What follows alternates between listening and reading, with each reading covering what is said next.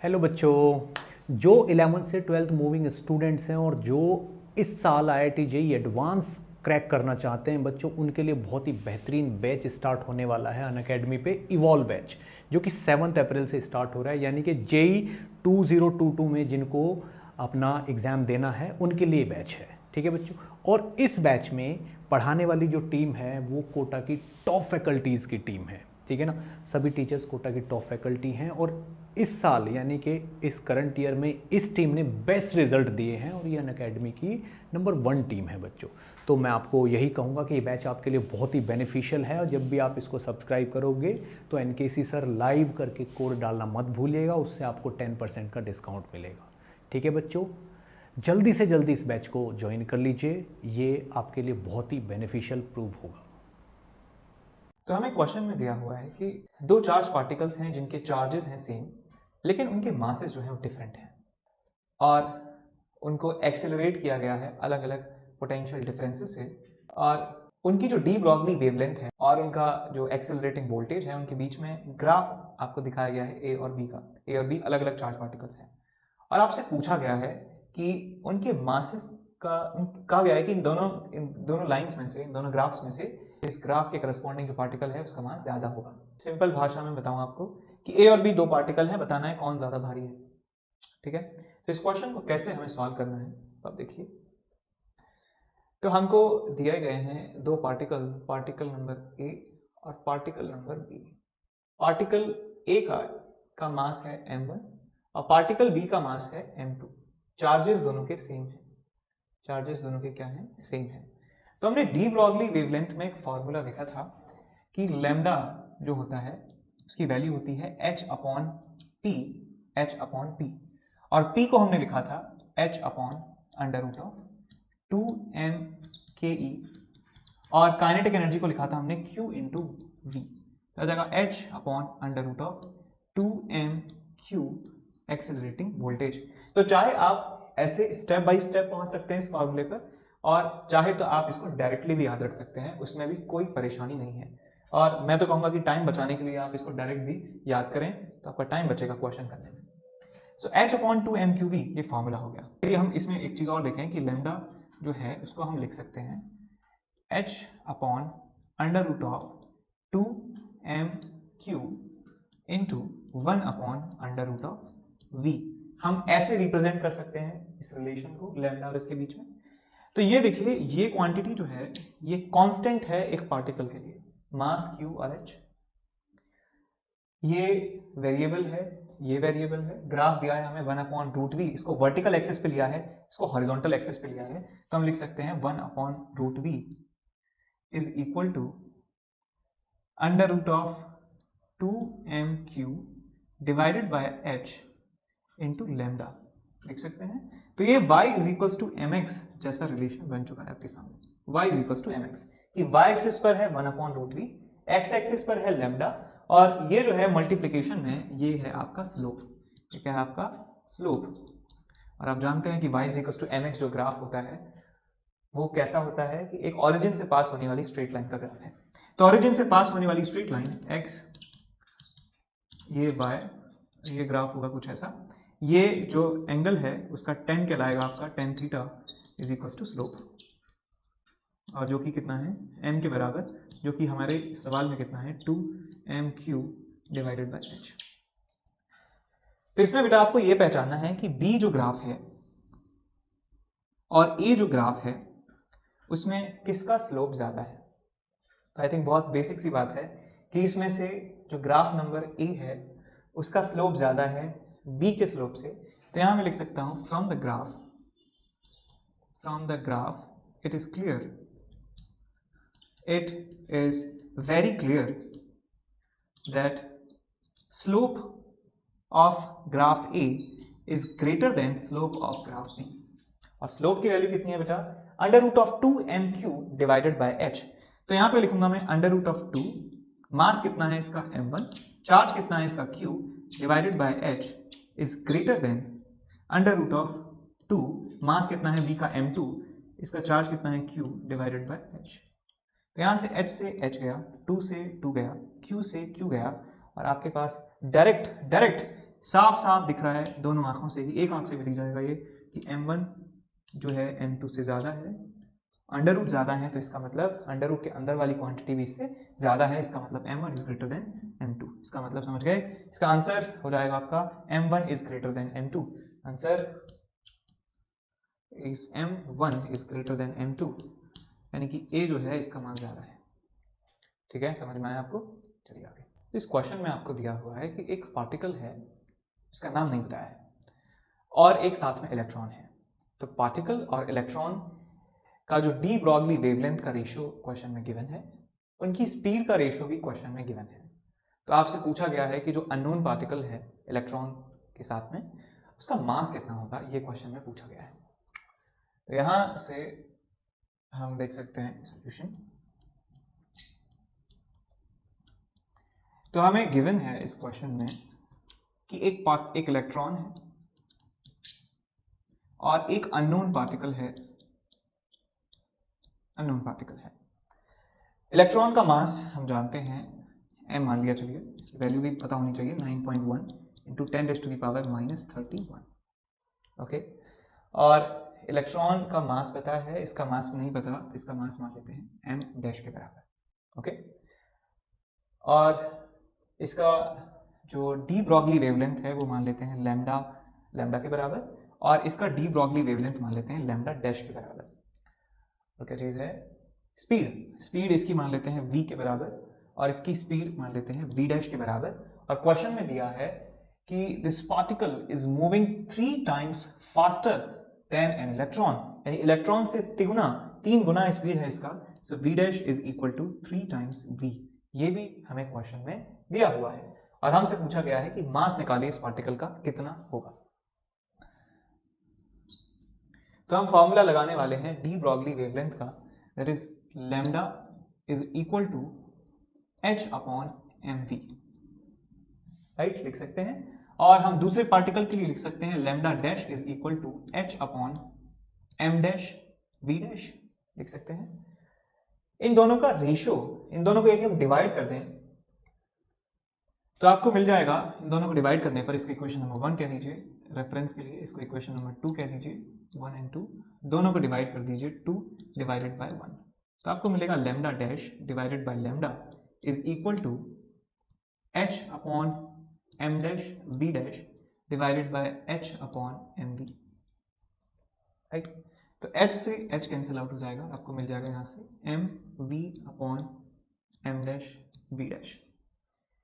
तो यहां से लैम्डा डैश अपॉन लैम्डा जो आपको क्वेश्चन में गिवन है कि wavelength of particle to that of electron, यानी लैम्डा डैश अपॉन लैम्डा दिया है।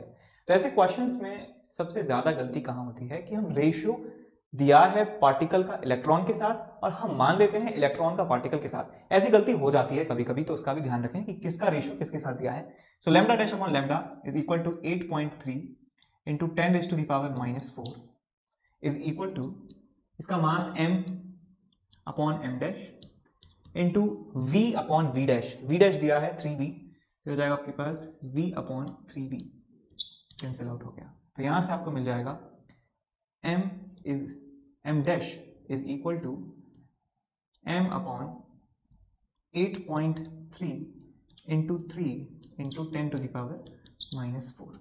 तो m क्या है बेटा, मास ऑफ इलेक्ट्रॉन है, तो मास ऑफ इलेक्ट्रॉन की वैल्यू यहां पे पुट करेंगे तो आपको मिलेगा m dash is equal to 9.1 into 10⁻⁻31 divided by 8.3 into 3 into 10⁻⁻4। ये आंसर मिलेगा आपको किलोग्राम में, क्योंकि सारी जो क्वांटिटीज हैं हमने किलोग्राम में रखी हैं। ये किलोग्राम में रखा था इलेक्ट्रॉन का मास, तो इसलिए हमें किलोग्राम में ही आंसर मिलेगा। और ठीक है, हो गया सवाल, आंसर इसको कैलकुलेट कर लेंगे। आई थिंक सिंपल है, कैलकुलेशन भी हो जाएगा आगे। ठीक है, चलिए। इस क्वेश्चन में दिया हुआ है कि एक इलेक्ट्रॉन है जो न्यूक्लियस के अराउंड रिवॉल्व कर रहा है with a particular speed 2.2 into 10⁸ metre per second, और आपसे पूछा गया है कि इस इलेक्ट्रॉन से एसोसिएटेड जो वेव है उसका वेवलेंथ कितना होगा, यानी कि डी ब्रॉगली वेवलेंथ कितना होगा, ये पूछा जा रहा है। तो आपको क्वेश्चन में गिवन है कि speed of revolution is 2.2 into 10⁸ metre per second, question में आपको दिया है। इलेक्ट्रॉन है तो इलेक्ट्रॉन का मास आपको पता होना चाहिए, मास ऑफ इलेक्ट्रॉन क्या जानते हैं, लिखेंगे। और आपसे पूछा क्या गया है कि लैम्डा जो है डी ब्रॉगली वेवलेंथ वो कितना होगा। तो इसका डायग्राम यदि आप बना सकते हैं तो आप जरूर बना के आइएगा। ये न्यूक्लियस है और न्यूक्लियस के चारों तरफ यदि हम बोर मॉडल को ट्रू माने तो आप ये डायग्राम भी दिखा सकते हैं। इलेक्ट्रॉन्स यहाँ पे रिवॉल्व कर रहा है with some speed 2.2 into 10 to the power 8 metre per second. तो हमें निकालना है डी ब्रॉगली वेवलेंथ। तो डी ब्रॉगली वेवलेंथ का फॉर्मूला हम जानते हैं, तो यहाँ लिखेंगे we know that de Broglie wavelength is equal to h upon mv। h upon mv होता है डी ब्रॉगली वेवलेंथ का फॉर्मूला। तो lambda is equal to h। h होता है प्लैंक्स कांस्टेंट और इसकी वैल्यू आपको याद रखनी है 6.6 इंटू 10 टू द पावर -34। ये ऐसा यूनिट में वैल्यू है इसकी, यूनिट इसकी जूल सेकंड होती है। मास, जिस पार्टिकल के बारे में बात कर रहे हैं उसका मास लिखना है। मास इलेक्ट्रॉन की बात कर रहे हैं तो इलेक्ट्रॉन का mass 9.1 into 10 to the power -31 kilogram आपको ये इसका मास मिल जाएगा। इसकी स्पीड क्वेश्चन में दी है 2.2 into 10 to the power 8 metre per second. तो दोस्तों जब भी हम किसी फॉर्मूले में वैल्यू पुट करते हैं SI यूनिट में तो हमें आंसर भी SI यूनिट में मिलेगा। ये मैं हर क्वेश्चन में आपको बता रहा हूं जिससे आप ये गलती ना करें। आपको कभी भी ये डाउट नहीं आना चाहिए कि हमारा आंसर किस यूनिट में आएगा। ठीक है, तो हमारा आंसर आने वाला है इन मीटर। तो आप उसको नैनोमीटर या एंगस्ट्रॉम में कन्वर्ट कर सकते हैं। उसको सॉल्व कर लेंगे आपको आंसर मिल जाएगा। ठीक है, तो इस क्वेश्चन में आपको दिया हुआ है कि एक इलेक्ट्रॉन है और इलेक्ट्रॉन को एक्सिलरेट किया जाता है 144 वोल्ट के पोटेंशियल डिफरेंस से। तो आपको बताना यह है कि जो इस इलेक्ट्रॉन से रिलेटेड जो वेवलेंथ है उसकी वैल्यू कितनी होगी और वो वेवलेंथ किस रीजन में लाई करेगी। रीजन का मतलब कि जो हमारे पास इलेक्ट्रोमैग्नेटिक स्पेक्ट्रम होता है उस इलेक्ट्रोमैग्नेटिक स्पेक्ट्रम में उसका स्थान कहां पर होगा, ये हमें कैलकुलेट करना है। देखिए इसके लिए हमने आपको फॉर्मूला लिखाया हुआ है, डायरेक्ट फॉर्मूला। तो वैसे जनरल फॉर्मूले की बात करें, जनरल फॉर्मूला क्या होता है पोटेंशियल डिफरेंस की टर्म्स में, that h upon under root of 2m3v ये होता है लैम्डा का formula for general. In general जो है जनरल फॉर्मूला है जिसमें मास, q, चार्ज और पोटेंशियल डिफरेंस यहाँ पे आप डाल सकते हैं। यदि हम बात करें इलेक्ट्रॉन की तो ये सारी वैल्यूज हमें पता होती हैं। इलेक्ट्रॉन का मास पता है, चार्ज पता है, h पता है। तो ये फॉर्मूला फॉर इलेक्ट्रॉन, ये फॉर्मूला आता है lambda in angstrom is equal to 150 by voltage potential difference in volt का अंडर रूट 150 बाय v, ये वैल्यू है आपके लैम्डा की फॉर इलेक्ट्रॉन। तो बस हमें सब कुछ मिल गया जो हमें चाहिए था। सो लैम्डा की वैल्यू आ जाएगी under root of 150 divided by 144। अब देख सकते हैं कि 144 से डिवाइड करेंगे 150 को तो 1 से कुछ ही ज्यादा हमें कुछ वैल्यू मिलने वाली है। तो ये वैल्यू होगी approximately under root of 1 point something something something. 1 से ज्यादा होगा ये वैल्यू, और 1 से कोई ज्यादा वैल्यू का भी हम अंडर रूट लेंगे तो हमें वैल्यू फिर से 1 पॉइंट समथिंग समथिंग एंगस्ट्रॉम मिलने वाली है। निकाल सकते हैं आप एग्जैक्ट वैल्यू। अब ये कौन सी रेंज में लाई करेगी, किस जगह इसका प्लेस है इन इलेक्ट्रोमैग्नेटिक स्पेक्ट्रम, उसके लिए आपको ये टेबल याद रखनी होगी, ये वैल्यूज आपको याद रखनी होंगी। इनमें से 2-3 याद रख सकते हैं आप एटलीस्ट विजिबल, यूवी, एक्सरे और इंफ्रारेड। ये 4 तो आपको याद होनी ही चाहिए, ये क्या क्या इनकी वैल्यूज होती हैं। तो देख सकते हैं कि आंसर हमारा आया था 1 point something angstrom, few angstrom कह सकते हैं हम कि कुछ एंगस्ट्रॉम था वेवलेंथ। तो एंगस्ट्रॉम का मतलब 10 टू द पावर -10 मीटर, इसका मतलब वो एक्सरे से बिलोंग करता है, एक्सरे से बिलोंग करता है। तो हमारा आंसर हो जाएगा बेटा एक्सरे। ठीक है, तो एक्सरे आंसर होगा और आंसर अप्रोक्सीमेटली 1.02 एंगस्ट्रॉम आता है, निकाल सकते हैं। ठीक है, और एक्सरे बहुत पावरफुल होती है। ठीक है, तो जितनी ज़्यादा छोटी वेवलेंथ होगी, जितनी छोटी वेवलेंथ उतना ज़्यादा एनर्जेटिक होती हैं हमारी वेव्स। और सबसे छोटी वेवलेंथ कहाँ मिल रही है, गामा। तो गामा सबसे पावरफुल होती है, सबसे ज़्यादा एनर्जेटिक होती है, और इससे इधर से इधर जाते जाते हैं तो एनर्जी कम होती जाती है वेव की। ठीक है, ये बात भी याद रख सकते हैं। 4 याद हो गई, infrared, visible, UV and X-ray. Okay, आगे। तो एक क्वेश्चन आपको दिया हुआ है, इस क्वेश्चन में हमारे पास प्रोटॉन और अल्फा पार्टिकल्स ये हैं, इन दोनों में कंपैरिजन हमसे ड्रॉ करवाया गया है कि इनके एक्सेलरेटिंग वोल्टेज इतने इतने हैं, तो हमें उनका ratio of D Broglie wavelength हमें बताना है कितना होगा। तो डी ब्रॉगली वेवलेंथ का जो फॉर्मूला है जनरल वाला, वो आपको इस्तेमाल करना होगा, ठीक है, क्योंकि ये इलेक्ट्रॉन यदि होते तो बड़ा आसान हो जाता है इसको सॉल्व करना, बिकॉज इलेक्ट्रॉन के लिए हमारे पास रेडीमेड फॉर्मूला है √150/v। लेकिन ये इलेक्ट्रॉन तो है नहीं, एक प्रोटॉन है और एक हीलियम का न्यूक्लियस अल्फा पार्टिकल है, तो हमें जनरल फॉर्मूले का इस्तेमाल करना होगा। तो देखिए यहाँ पे कि मैं लिख देता हूं कि this is proton versus alpha particle, proton versus alpha particle, proton और अल्फा पार्टिकल समझते हैं सब लोग, 2He4 2+ की बात कर रहे हैं, हीलियम आयन की बात कर रहे हैं, इलेक्ट्रॉन नहीं है। तो प्रोटॉन के ऊपर चार्ज मान लेते हैं कि 1 यूनिट है, Q0 मान लेते हैं इसका चार्ज, क्योंकि यहाँ पे एक प्रोटॉन है, एक प्रोटॉन की बात कर रहे हैं। तो यहाँ देखिए अल्फा पार्टिकल में कितने प्रोटॉन्स हैं, 2 प्रोटॉन है, तो इसका चार्ज कितना हो जाएगा 2Q0 के बराबर।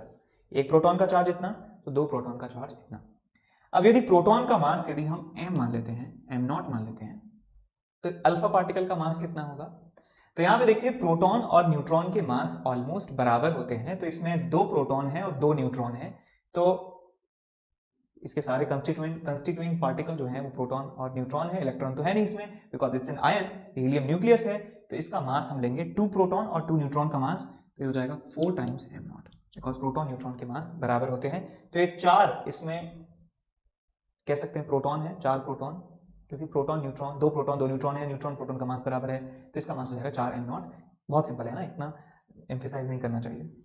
और एक्सेलरेटिंग वोल्टेज कितने कितने देखिए इनके, तो प्रोटॉन का एक्सेलरेटिंग वोल्टेज है 128 वोल्ट, 128 वोल्ट, और अल्फा पार्टिकल को एक्सेलरेट किया है 64 वोल्ट से, 64 वोल्ट से। तो हमें फॉर्मूला लगाना है, ये क्वेश्चन में सब कुछ दिया हुआ है, ये तो हमारे दिमाग में होता है पहले से भी। नेक्स्ट हम लिखेंगे because h is equal h upon √2mqv, ये फॉर्मूला होता है लैम्डा का, h अपॉन √2mqv। तो यहां से आपको मिल जाएगा lambda of proton divided by lambda of alpha particle is equal to h upon 2 times m0 Q0 into ये कितना दिया है 128 का under root divided by h upon 2 times 4m0 2Q0 into 64 volt. इतना आप लिख सकते हैं। ये प्रोटॉन के लिए वैल्यू है, ये अल्फा के लिए वैल्यू है, और इसको आप सिंप्लीफाई कर लेंगे, h से h गया, 2 से 2 गया, m0 से m0 गया, Q0 से Q0 गया, और ये आपको मिलेगा lambda of p divided by lambda of alpha is equal to √4 into 2 into 64 divided by √128। Under root दोनों में है, तो एक ही छत के नीचे इनको कर देंगे, √4 इंटू 2 इंटू 64 लिखा नीचे कर देते हैं इसको, √4 इंटू 2 इंटू 64 डिवाइडेड बाय 128। तो 64 2 से 128 गया, आपके पास आया आंसर 2। तो आंसर हो जाएगा lambda p upon lambda of alpha particle is equal to 2:1। ठीक है, समझ गए आसान है।